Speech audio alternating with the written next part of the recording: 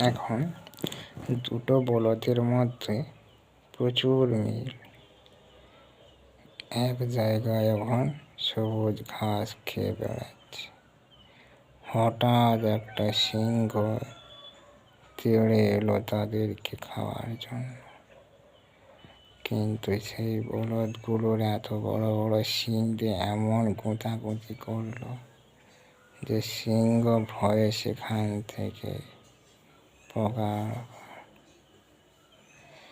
সিংহ তারপরে কি করিল, দুজনের মধ্যে ঝগড়া বাঁধিয়া দিল,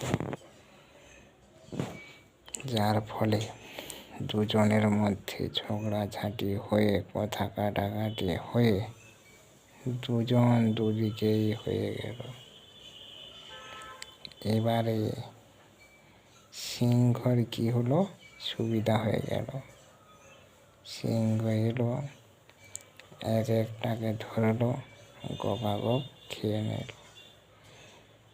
তার আশাটা পূরণ হইল, কিন্তু একসঙ্গে থাকার ফলে কি উপকার আর আলাদা থাকার ফলে কি ক্ষতি হলো সেটা দেখো। এখান থেকে শিক্ষা যে একসঙ্গে থাকাটাই ভালো। কিন্তু আপনার উত্তরটা দিলে ভালো হয়। আপনি কি মনে করেন, একা থাকবেন না আলাদা থাকবেন? একাতে শক্তি বেশি না একসঙ্গে শক্তি বেশি? ওকে, বাই, টাটা।